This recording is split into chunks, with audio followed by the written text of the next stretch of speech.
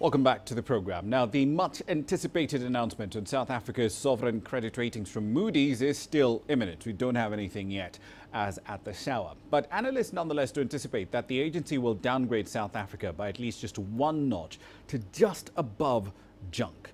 Last week, the ratings agencies Fitch and S-and-P affirmed these ratings at BB+ with a stable and negative outlook respectively.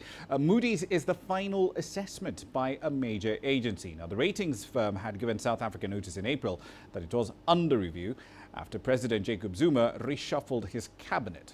The country has since then slipped into recession for the second time in 8 years. GDP contracted by 0.7% in the first quarter of 2017. All right then, so let's get the latest details on what we should expect from Moody's. Angelo Coppola joins us now live from Johannesburg, South Africa. Angelo, the ratings decision not out just yet, but we have a fairly good idea of what we should expect. What effect, though, would a downgrade to junk or perhaps even lower have on the economy?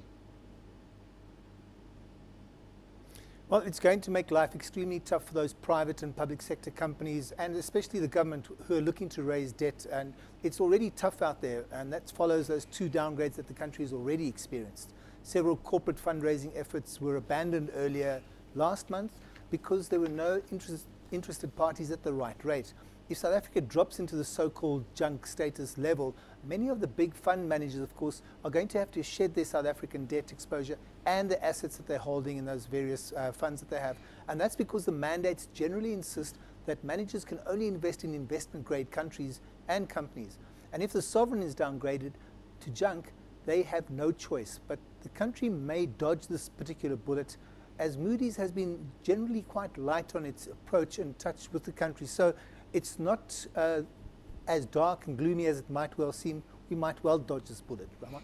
Indeed. The president speaking earlier today had some interesting comments. Earlier today, he told veterans of its military wing that the party needs to, quote, unite and close ranks, and it cannot afford any more self-inflicted pain, end of quote. Why does he not see himself as part of the problem, if not, for lack of a better word, the problem?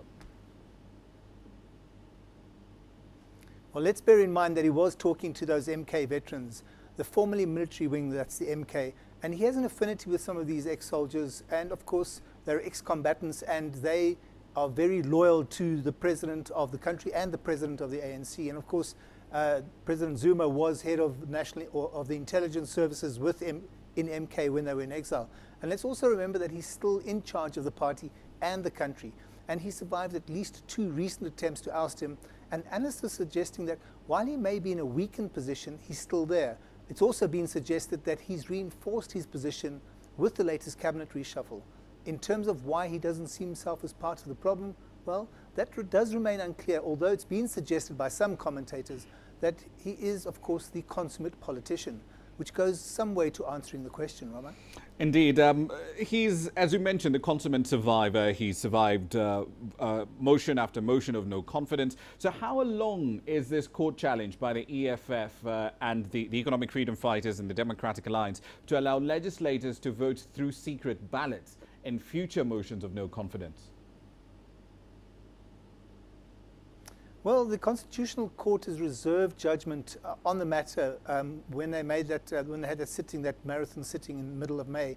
But they gave no indication about the return date.